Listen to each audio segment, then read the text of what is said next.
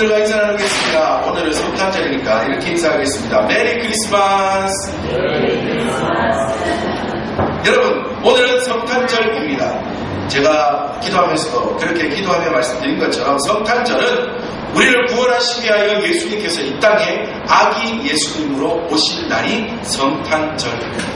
이것을 우리는 크리스마스라고 부르지 않습니까? 여기서 말하는 크리스마스라는 말은 크라이스트, 그러니까 크라이스트 예수님, 그리고 마스.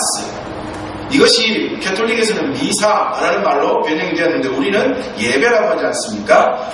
예배라는 말과 합쳐진 말입니다. 다시 말해서 예수님을 예배하는 날, 예수님께 경배하는 날이 크리스마스입니다. 성탄절입니다. 그러나 이제 성탄절이라고 하면 예수 그리스도의 탄생보다는 무엇이 먼저 떠오릅니까?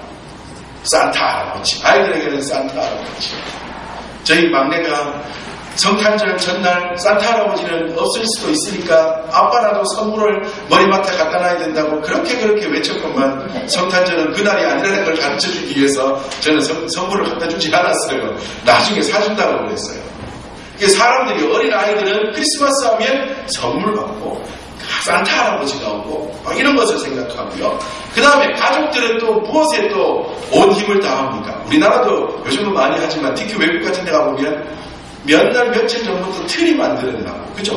온 신경을 거기에다가 하고 선물 주는 일, 가족과 함께 즐겁게 지내고 연인끼리 즐겁게 보내는 이러한 생각들만 하는 날이 성탄절이 되고 말합니다.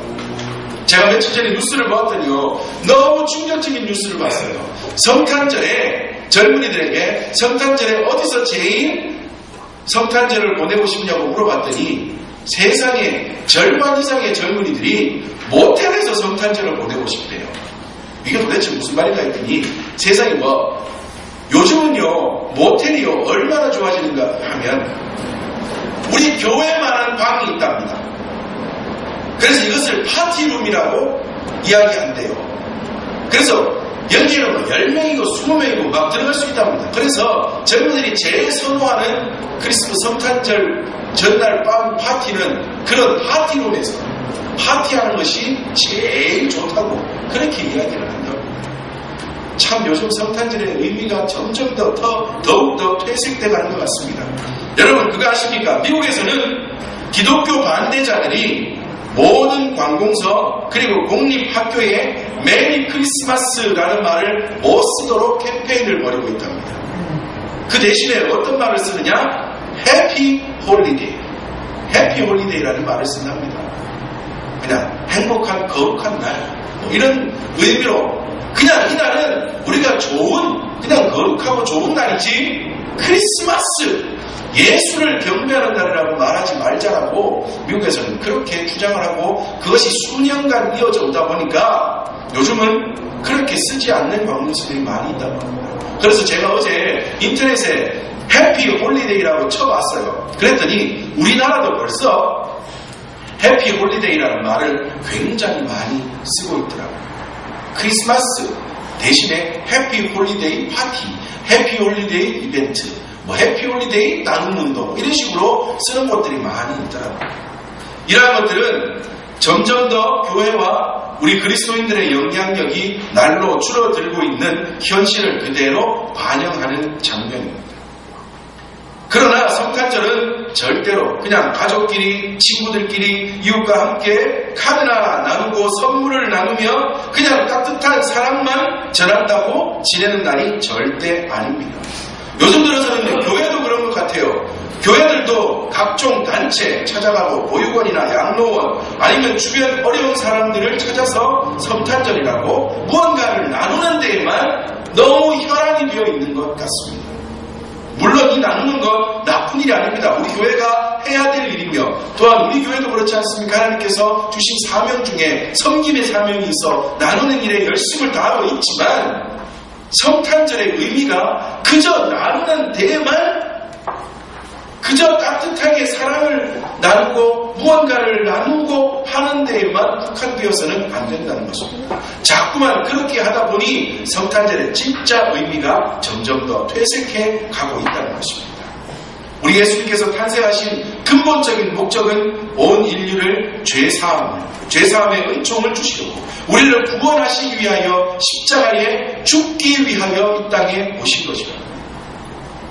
그런데 요즘은 그러한 예수님의 탄생, 예수님의 오심이 어떠한 의미인지, 어떠한 목적을 가지고 있는지 알려 하지 않고 점점 더 그냥 사랑, 따뜻함, 배려 이런 것에만 자꾸만 생각하고 집중하는 그러한 경향이 있는 것 같습니다.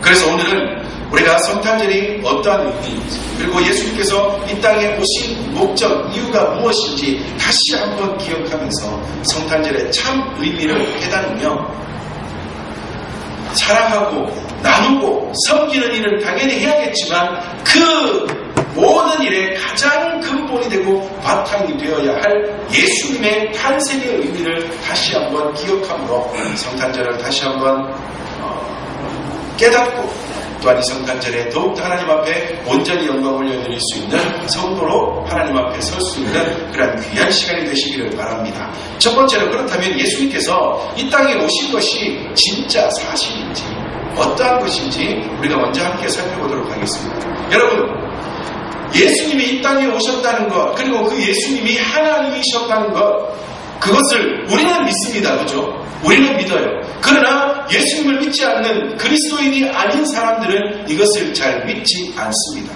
아니 도대체 예수도 그냥 다른 신들 중에 하나이지 왜 그가 유일신이라고 말하며 도대체 그가 우리에게 해준 일이 무엇인데 그렇게 그리스도인들은 그 예수에 목매고 살아가느냐라고 이야기할 때 우리는 이렇게 이야기할 수 있어야 됩니다.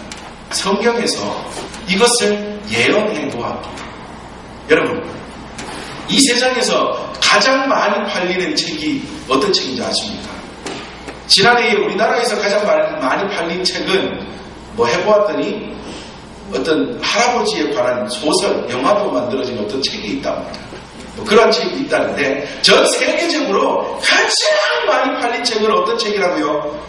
성경책이라고. 그 스테디셀러 중에 스테디셀러가 성경책이라고.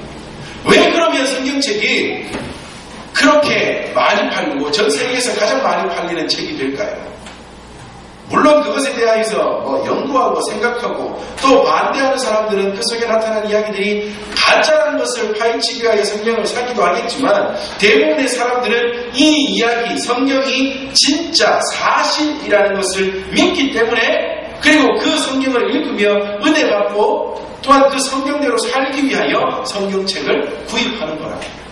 그러므로 다시 말하면 세상에서 가장 많이 팔리는 책이 성경책인 동시에 세상에서 가장 믿을 만한 책은 어떤 책이요? 성경책이라. 하나님의 말씀이 성경책이라. 그러므로 이 성경에 무언가가 기록되어 있다는 것은 사실일까요? 가짜일까요? 사실, 진짜 사실이라. 그러므로 예수님의 탄생도 신약 시대에 지금으로부터 2000년 전에 예수님이 탄생하셨지만 그 전 구약시대에 벌써부터 예수님의 탄생에 대하여서 예언되고 기록되었다는 것을 말하면 예수님이 이 땅에 나신 것이, 이 땅에 오신 것이 사실인 것이 또한 믿어질 수 있다는 것입니다. 다시 말해서 성경에 예수님에 대한 예언이 그대로 기록되어 있다는 것입니다. 첫 번째 예수님의 탄생에 대한 첫 예언은 창세기 3장 15절에 태초에 여인의 후손으로 탄생하실 것이다 라는 예언이 있었고요. 이사야 7장 14절에는 보라 처녀가 잉태하여 아들을 낳을 것이요 그 이름을 임마누엘이라 하리라 하는 예언이 있습니다. 그리고 또한 신약의 저 끝에 책이지만 요한계시록 22장 16절에는 다윗의 자손 가운데에 예수님께서 오실 것이다 라는 것과 미가서 5장 24절에는 선지자가 베들레헴에서 탄생할 것이다 라고 이야기했습니다. 물론 이 외에도 수많은 구약의 구절구절들이 예수님의 탄생하실 것을 미리미리 예언하고 있었던 것입니다. 우리가 오늘 읽은 본문 마태복음 저 앞에 가서나 아니면 사복음서, 특히 누가복음 1장에서도 보면 천사장 천사장이 요셉과 정혼한 나사렛 처녀 마리아에게 나타나 네가 지금 처녀의 몸이지만 아들을 잉태하여 낳을 것이다라고 그 예수의 어머니 마리아에게 직접적으로 또한 예언해주는 장면도 나타나고 있습니다. 이처럼 성경 전체는 예수님이 이 땅에 나실 것이라는 것과 그리고 예수님이 이 땅에 오셨다는 것과 예수님이 이 땅에서 행하신 일들만을 이야기해주고 있는 것입니다. 여러분, 유명한 사람들, 유명한 정치인이나 아니면 유명한 기업가나 아주 나이가 많아 연로해지시면 꼭 품는 꿈이 하나 있답니다. 뭔지 아십니까? 자서전을 쓰고 돌아가시는 게 꿈이라고 합니다. 자서전, 자기가 일대기 어떻게 태어나고 어떻게 생활했고 어떻게 무엇을 이루었는지를 쓰는 자서전을 쓰는 게 너무너무 꿈이라고 합니다. 그런데 여러분, 세상에 그 어떤 자서전보다 위대한 이야기, 위대한 예수님에 대한 이야기가 바로 성경책입니다. 이 성경책은 예수님이 이 땅에 어떻게 오실 것을 미리 예언하고 이 땅에 어떻게 오셨고 그리고 우리를 위하여 무엇을 해주셨는지 그리고 지금도 저 하늘에 승천하셔서 하나님 우편 보좌에 앉아 계시면서도 우리를 위하여 무엇을 하시고 또 머지않은 때에 심판주로 재림하셔서 이 땅을 어떻게 다스리실지 이 모든 것에 대하여 너무나도 자세히 기록해주고 있는 이야기라는 것입니다. 그러므로 오늘 이 성탄절이라는 날은 그저 즐겨야 되는 날이 아니라 그저 보내야 되는 날이 아니라 정말 너무나도 소중한 그분 예수님에 대하여 기억하며 묵상하며 그 예수님께 더욱더 가까이 나아가는 귀한 날이 되어야 될 줄 믿습니다. 자, 그렇다면 그 예수님이 이 땅에 왜 오셨는지 오늘 본문 마태복음 20장 28절을 통하여서 함께 살펴보도록 하겠습니다. 첫 번째로 예수님은 이 땅에 오신 이유가 우리를 섬기기 위하여 오셨다. 오늘 본문 마태복음 20장 28절 그리고 마가복음 10장 45절에는 동일한 말씀으로 기록되어 있습니다. 우리 다시 한번 본문을 같이 읽어보겠습니다. 다 같이 시작! 인자가 온 것은 섬김을 받으려 함이 아니라 도리어 섬기려 하고 자기 목숨을 많은 사람의 대속물로 주려 함이니라. 자, 첫 번째 무엇 때문에 오셨다고요? 인자가 온 것은 무엇 때문에요? 섬김을 받으려 함이 아니라 도리어 무엇 하시려고? 섬기려 하고. 이 땅에 오신 이유가 섬기기 위하여 예수님께서 이 땅에 오셨답니다. 여러분, 사람은 섬김을 받는 것을 좋아합니까? 섬기는 것을 좋아합니까? 받는 걸 좋아합니다. 여러분, 지금 오늘 본문이 쓰여져 있는 마태복음 20장 이 말씀의 앞뒤 문맥을 살펴보면요, 너무 가당치도 않는 사건이 벌어지고 있는 장면입니다. 마태복음 20장을 한번 펼쳐서 보세요. 성경책 마태복음 20장을 펼쳐서 보면 오늘 예수님께서 나는 섬기러 왔고 대속물로 내 몸을 주려왔다라고 말씀하고 있는 마태복음 20장 28절이 어떠한 단락에 쓰여져 있는가 하면 세베대의 아들의 어머니, 한 어머니가 자기의 아들들을 예수님께 한 자리 부탁하러 오는 장면 속에 기록되어 있는 본문 말씀입니다. 자, 20장 1절부터는 어떤 말씀이 기록되어 있습니까? 포도원 품꾼에 관한 이야기가 기록되어 있습니다. 천국은 마치 포도원 포도원과 같다. 그래서 이 천국은 마치 이 품꾼을 얻어 포도원에 들여보내려고 이른 아침에 나간 집주인과 같은 것이 천국이다 하면서 천국에 대한 이야기를 해주시고 그리고 17절부터 다시 한번 내가 죽을 것인가 부활할 것에 대하여 세 번째 한 번도 첫 번째도 아니고 세 번째 나는 죽을 것이고 나는 부활할 것인데 이것이 내가 해야 될 일이며 이것이 너희를 구원하는 방법이다라고 예수님께서 그렇게 말씀해주고 계시는 그 장면 가운데 다시 말씀드리면요, 포도원 품꾼에 관한 이야기는 뭡니까? 천국은 마치 앞선 자, 높은 자 다 필요 없는 것이다. 제가 이 말씀에 대하여 지금 준비를 하고 있는데 언제 한번 말씀을 전해드리려고 하는데 포도원 품꾼은요, 앞선 자, 뒤처진 자, 높은 자, 낮은 자 없는 것이 천국이라고.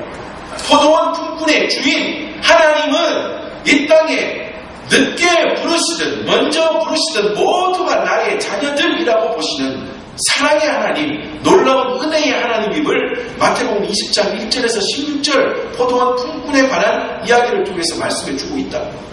높낮이 없다.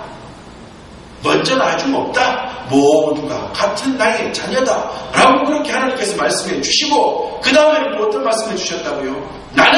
예수님께서 나는 십자가에 죽을 것이다. 그러나 사흘 만에 부활할 것이다. 이것이 너희를 구원하는 방법이다. 라고 그렇게 말씀해 주고 있는 장면에서 갑자기 한 여인이 와서 뭐를 부탁한다고요? 예수님, 우리 아들이 있는데요. 세베대의 아들의 어머니. 그러니까 이 사람들은 누군가 하면 야고보와 요한입니다. 야고보와 요한의 어머니가 와서 하는 말이 뭐예요? 예수님, 앞만 봐도 예수님은 높아지실 분 같은데 예수님이 늘 말하시는 것처럼 정말 이 땅을 막 해가닥 뒤집어가지고 이 땅을 완전히 막 정복시켜서 이 땅의 왕이 되실 분 같은데 그때 내 아들, 이 두 아들 있죠. 야고보와 요한 잘 봐주면서 하나는 우편에 하나는 좌편에 세워주세요. 우리 옛날 말로 하면 뭐라고요? 전에도 말씀드렸죠. 뭐라고요? 하나는 우의장, 하나는 좌의장. 요즘으로 말하면 하나는 국무총리, 하나는 뭐예요? 뭐 대법관에 뭐 세워주세요. 이런 말 아닙니까? 그죠? 여러분, 지금 예수님이 무슨 말씀하셨다고요? 천국은 이런 것이다. 나는 죽을 것이다. 나는 고난을 통하여 너희들을 구원할 것이다. 다시 말하면 20장 오늘 본문을 통하여 주신 말씀은 뭐예요? 나는 이 땅에 정말 섬기러 온 것이다. 그렇게 말씀하시는데 세베대의 어머니와 그의 아들들은 뭐하고 있다고요? 나 좀 섬겨주세요. 나 좀 높여주세요. 내 한 짤 좀 주세요. 그렇게 말하고 더 신기한 것은요. 그 장면을 바라보며 다른 제자들이 뭐 하는 줄 아십니까? 화를 냈답니다. 화를 냈다.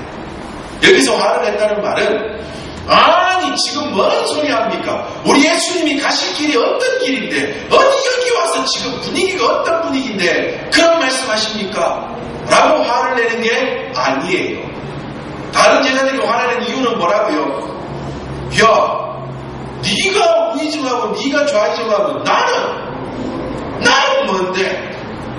야, 내가 지금까지 예수님 따라가는 이유가 뭔데? 그 마음이 그들 속에 들어앉아 있다는 거예요. 그것 때문에 그들이 화를 내고 있다는 거예요. 예수님이 제자들을 부르고 그렇게 진리의 말씀을 전하며 이제까지 살아왔음에도 불구하고 제자들의 마음속에는 무엇밖에 없다고요? 섬김을 받고 싶은 높은 자리에 올라가고 싶은 마음밖에 들어앉아 있지 않았다. 이처럼 사람들은 섬기는 것을 섬김을 받는 것을 너무나 좋아합니다. 어디에 가면 섬김을 받을 수 있을까? 무엇하면 내가 좀 더 나아질 수 있을까? 그런데 우리 예수님은 아닙니다. 오늘 본문에서 말씀하신 것처럼 섬기기 위하여 이 땅에 오셨습니다. 우리 예수님의 삶을 성경을 통하여 가만히 보면요. 비천한 인생만 따라다니셨습니다. 죄만 졸졸 따라다니는 어리석은 인생을 살리기 위하여서 나를 섬기시기 위하여 예수님께서 이 땅에 오셨다고. 늘 가난한 자들을 쫓아다니시고 병든 자들을 쫓아다니시고 복음을 듣지 못하여 죄 가운데 허덕이는 자들만 골라 찾아다니시며 복음 전하시고 병 고치시고 먹이시는 사역을 하신 분이 우리 예수님입니다. 어떻게 하면 내가 이 땅에서 하나라도 나의 자녀들을 더 섬길 수 있을까? 그것만 기억하며 그것만 생각하며 살아갔던 바로 우리 예수님. 그 예수님이 나의 주님이라면 우리는 어떻게 살아야겠습니까? 유명한 신학자 츠밍글리가 어느 날 스위스 산 위를 걷다가 좁은 산길에서 두 마리의 염소를 보았다고 합니다. 좁은 산길인데 두 마리의 염소가 어떻게 있었냐면 하나는 산길을 올라가려고 하고 하나는 산길을 내려가려고 했답니다. 어떻게 됐을까요? 처음에는 이 두 염소가 이 뿔을 맞대고 서로 가려고 막 싸우더랍니다. 밀고. 그래서 츠밍글리가 이렇게 보고 있다가 쟤들 오늘 가고 싶은 길 가기는 걸렀고 하면서 보고 있는 순간 놀라운 일이 벌어졌습니다. 올라가려고 뿔을 치켜 세우고 싸움을 하던 염소가 갑자기 길 옆으로 살짝 비키더니 몸을 팍 낮추더랍니다. 그러니까 엎드리더래요. 그랬더니 내려오던 염소가 그 엎드린 염소를 밟고 내려가더랍니다. 그러니까 지나가고 나니 올라가려던 염소가 벌떡 일어나 자기의 길을 가더라고요. 그래서 쯤이 걸리는 그것은 이게 섬김이다. 이게 섬김이다. 다른 게 아니라 이것이 섬김이구나. 하나님께서 내게 말씀을 주시고 섬김의 자리를 주시고 내게 명령하실 때 먼저 하나님 말씀 앞에 납작 엎드리고 그 다음 만나는 사람 앞에 엎드리고 그들을 높여주는 것, 그가 먼저 지나가도록 높여주는 것, 이것이 섬김이구나. 그것을 깨달으며 그 이야기를 책에 써서 많은 사람들에게 감동과 교훈을 주었다고 합니다. 그러면 그렇게 사는 것이 어떤 삶이겠습니까? 제가 이 예화를 하나를 찾았는데요. 이 예화를 몇 번이나 읽으면서 참 은혜를 받았습니다. 왜냐하면 저는 이렇게 못 살기 때문에. 과일 가게를 하는 한 분이 있었답니다. 그 과일 가게에 인근 교회 교인 한 분이 자주 찾아와서 전도를 했답니다. 아주머니 교회 갑시다 하면서 주고도 주고 전도지도 주고. 그리고는 전도하러 온 날은 꼭 그냥 가는 게 아니라 과일을 꼭 사가지고 가셔야 돼요. 과일 장사니까 과일 사가면 제일 반갑잖아요. 그런데 아니 이분은 신기하게 전도한 다음 과일을 사가기 위해서 한참을 과일을 골랐대요. 근데 뭐 고른지 아십니까? 멍든 거, 찌그러진 거, 깨진 거, 괜히 진짜 사가는 사람들한테 넣어줬다가 욕먹을 수 있는 그러한 볼품없는 과일들만 골라서 담아서 그것을, 그런데 값은 제 값을 주고 사갑니다. 그런데 이 과일 장수 아주머니가 얼마나 마음이 완강한 분인지 그래도 교회를 가지 않고 있었는데 어느 날 다른 분이 과일을 사러 왔는데 그분도 자기를 전도하던 그 아주머니하고 똑같은 방법으로 과일을 사가네요. 한참을 과일을 고르는데 기스난 거 고르고 멍든 거 고르고 터진 거 고르고 물 줄줄 흐르는 거 골라서 한 바구니 담더니 값은 한 바구니 값을 주고 가려고 하네요. 그래서 이 아주머니가 자기도 모르게 물었답니다. 아주머니도 저 교회 다니세요? 그랬더니 아주머니가 예 하고는 씩 웃고 가더라고요. 어떻게 됐겠습니까? 어떤 일이 일어났겠습니까? 그 다음 주부터 이 과일 장수 아주머니는 당연히 교회 갔겠죠. 저렇게 살고 저렇게 섬기는 사람 있는 교회는 진짜 교회 아닐까 하면서 당적으로 가서 교회 생활하고 신앙생활하며 예수님을 믿는 좋은 사람이 되었다고 합니다. 제가 이 예화를 읽으면서 저 목사지만 과일 뭐 사가면 어디 더 좋은 거 없나, 어디 더 큰 거 없나, 더 맛있는 거 없나, 저도 그것만 찾는데. 그래서 저도 이거 보면서 매번마다 그러지 못하겠지만 그래도 나도 이거 실천해 봐야 되겠다, 이런 마음으로 섬겨야겠다. 이런 마음이 바로 예수님이 우리에게 가르쳐 주신 섬김의 모습이 아닐까 다시 한번 생각하게 되었습니다. 예수님은 우리를 죽기까지 섬기셨고, 이제 말씀드리겠지만 십자가에 죽기까지 우리를 섬기시고 오직 가난한 자, 병든 자, 복음이 없어 어디기는 죄인들만 찾아다니신 분들인데 그분들을 섬기기 위하여 모든 것을 버리신 분인데 나 어떻게 섬겨야 하는지 다시 한번 생각하게 되었습니다.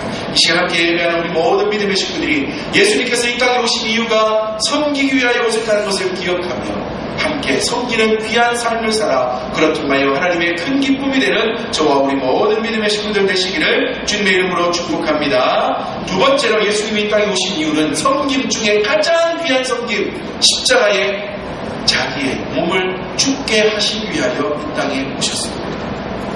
오늘 본문으로 보면 자기 몸을 대속물로 주기 위하여 오셨다 말씀하고 있습니다. 대속물이라고 하는 말은 노예를 해방시켜주는 대가로 지불하는 돈. 노예가 있는데 노예 생활을 청산하게 하기 위하여 대신해서 값을 치러준다. 이것이 대속물이라고. 우리는 마귀의 노예로 살아가고 있었습니다. 우리는 허물과 죄로 죽었던 우리들입니다. 그런 우리들을 살리시기 위하여 예수님께서 대신 값을 지불하시기 위하여서 이 땅에 오신 것입니다.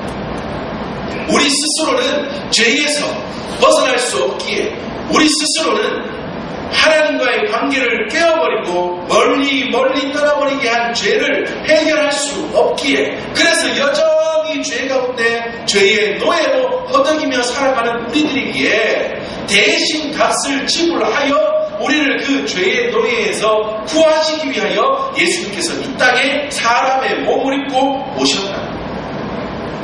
그런데 그 값을 무엇으로 주셨다고요? 무엇으로 그 값을 대신 주셨다고? 예수님 하나뿐인 몸, 하나뿐인 생명을 그 값으로 주셨다. 그 값이 아니고는 죄 없는 사람의 몸, 하나님이시지만 죄 없으신 몸이 아니고는 그 값을 대신 치를 수 없기에, 죄인은 죄인을 구원할 수 없기에, 죄인은 죄인을 씻어줄 수 없기에, 죄 없는 자의 몸, 그러나 하나님이신 그 예수님이 이 땅에 오셔서 죄 없는 몸을 가지신 하나님으로 우리의 모든 죄악을 씻기시고 대신 값을 치러주시기 위하여 이 땅에 오셨다. 작년에 1000만 관객을 모으면서 인기를 얻었던 7번 방의 선물이라는 영화가 있습니다. 이 영화의 간단한 내용은 이런 것입니다. 지능이 좀 모자라는 아버지가 아주 예쁜 어린 딸을 기르며 살아가고 있었습니다. 그러던 중 비가 오는 어느 날 자신의 딸과 비슷한 한 여자아이가 시장길을 지나가다가 저기 위에서부터 떨어지는 돌을 쾅 맞고는 애가 쓰러졌어요. 그랬더니 이 지능이 모자라는 아저씨니까 배운 대로 그 아이를 살리기 위해서 인공호흡을 하고 아이의 그 가슴을 누르면서 그 뭐라 그래요? 심폐소생술을 하면서 그 다음에 숨을 잘 쉬게 하기 위하여 바지를 흘러서 옷을 좀 느슨하게 만들어서 아이를 살리기 위해서 노력하고 있었습니다. 그런데 그만 지나가던 아주머니가 그 장면을 보았더니 어떻게 보여요? 좀 모자라는 아저씨가 한 여자아이를 겁탈하려고 돌로 때린 다음 그 아이를 어떻게 하려고 지금 막 완강하게 힘으로 억압하고 있는 것으로 보이지 않겠습니까? 그래서 경찰에 신고하게 되고 그 사람은 잡혀가게 되고 아이는 죽어버리고 맙니다. 아이는 죽었으니 자기가 왜 쓰러졌는지 말할 수도 없잖아요. 그런데 이 죽은 여자아이가 누구의 딸인가 하면 경찰의 아주 고위 간부의 딸이에요. 그러니까 어떻게 됐겠습니까? 아무리 내가 안 죽였다고 해봐도 안 됩니다. 감옥에 가서 감옥살이를 하게 되고, 그리고 결국에는 이 사람이 사형 원도를 받을 것 같아서 같이 감옥 생활을 하던 많은 사람들이 네가 이 말을 하면 된다, 이렇게 하면 된다, 네가 자신 있게 말하면 너는 사형을 안 당할 수 있다 막 가르쳐줘가지고 준비를 해서 마지막 재판에 나가게 됩니다. 그런데 재판에 나가서 사람들이 가르쳐준 대로 시킨 대로 말만 하면 사형이 아니라 무기수나 장기수가 될 수 있는 그러한 기회가 올지도 모르는 그 상황에서, 아니면 더 좋으면 무죄까지도 될 수 있는 그 상황에서 이 사람은 준비를 마친 다음 재판장에 들어가다가 그만 죽은 아이의 아버지한테 잡혀가고, 그리고는 이 경찰 고위간부가 그 아버지를 독방 어느 방에다가 가둬놓고 자기가 들어가서 밖에 사람을 지키게 하고는 무참하게 때립니다. 주먹으로 때리고 나귀를 때리고 한참을 때린 다음에 한마디를 말을 합니다. 네가 딸을 살리고 싶으면 네가 죽어라. 너의 딸을 살리고 싶으면 너는 죽어야 돼. 그런데 네가 살고 싶으면 네 딸을 내가 내 딸하고 똑같이 만들어줄 거야. 그 한마디를 딱 듣게 됩니다. 그래서 이 아버지는 재판장에 들어가서 이제까지 연습했던 모든 말들 다 포기하고 그 아이 제가 죽였습니다. 제가 돌로 쳐서 죽였습니다. 하고는 결국에는 사형을 언도받아 사형 집행을 당합니다. 그 영화를 보면서 그런 걸 느꼈어요. 야, 정말 누군가를 위하여 자기의 딸을 살리기 위하여 자기 목숨을 대신 주는 아버지, 그 사람 참 대단합니다. 그런데 여러분, 정말 눈에 넣어도 아프지 않을 것 같은 한 딸을 위하여 자기의 목숨을 내어놓는 그 아버지는 위대하다 하며 천만이 넘는 사람들이 그 영화를 보면서 눈물을 흘렸는데, 온 인류를 위하여서 하나뿐인 목숨, 그것도 그냥 사형 집행이 아니라 십자가에 매어 달리고 창으로 허리를 찔리며 머리에 가시관을 쓰시는 그 고통을 당하시면서 하나뿐인 생명을 우리를 살리기 위하여 대수물로 내어주신 그 예수님에 대한 이야기는 사람들이 이제는 요즘은 별로 감동을 받지 않고 그에 대하여 생각하지 않는 시대가 되고 말았다는 것입니다. 그럼에도 불구하고 우리 예수님은 오직 우리를 살리시기 위하여 나의 그 죄의 값을 지불하시기 위하여서 이 땅에 오셨다. 대속물로 이 땅에 오셨다는 것 우리는 분명히 기억할 수 있어요. 다시 말해서 예수님이 값을 대신 지불하셨기에 나는 살아났다는 것, 나는 지금 이렇게 좋은 모습으로 하나님 앞에서 살아가며 신앙생활을 할 수 있다는 것, 그것이 예수님의 은혜, 예수님의 대속물로 자기의 몸을 주신 그 결과라는 것을 우리는 분명히 기억하며 하나님 앞에 살아갈 수 있는 믿음의 사람들이 되어야 될 줄 믿습니다. 자주 말씀드립니다. 우리는 얼마짜리 인생이라고요? 우리는 얼마짜리 인생이라고요? 예수님을 우리를 위하여 주셨으므로 우리는 예수님짜리 인생입니다. 세상에서 가장 비싼 인생이 누구냐? 바로 우리들이 세상에서 가장 비싼 인생입니다. 예수님을 주고 산 우리들이기에 우리는 예수님짜리 인생입니다. 다시 한번 이를 기억하며 이 성탄절에 그 예수님께 더욱더 감사하며 더욱더 예수님을 잘 믿고 살아갈 수 있는 저와 우리 모든 믿음의 식구들 되시기를 주님의 이름으로 축복합니다. 자, 그렇다면 그 대속의 결과, 주님의 그 은혜의 결과로 어떻게 되었을까요? 우리는 구원을 받았습니다. 요한복음 1장 12절 말씀에 영접하는 자, 곧 그 이름을 믿는 자들에게는 하나님의 자녀가 되는 권세를 주셨으니, 나를 위하여, 나를 섬기기 위하여, 나의 죄를 위하여 대속물로 이 땅에 오신 그 예수님의 이름을 믿는 자 모든 사람들을 하나님은 하나님의 자녀가 되는 권세를 주셨다고 말씀하고 있습니다. 로마서 6장 6절 말씀에 우리가 알거니와 우리의 옛사람이 예수와 함께 십자가에 못 박힌 것은 죄의 몸이 죽어 다시는 우리가 죄에게 종노릇하지 아니하려 함이니, 다시는 죄에 얽매여서 죄의 노예로 살아가지 않게 하시기 위하여서 이제는 죄의 노예가 아니라 하나님의 자녀로 살아가게 하시기 위하여 예수님께서 이 땅에 오셔서 우리를 대신하여 죽으시고 대속물로 합쳐지게 되셨다.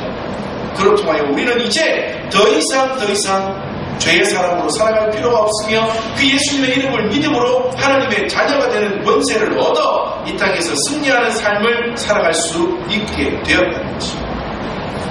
오늘은 성탄절입니다. 크리스마스입니다. 즐겁고 기쁜 날입니다.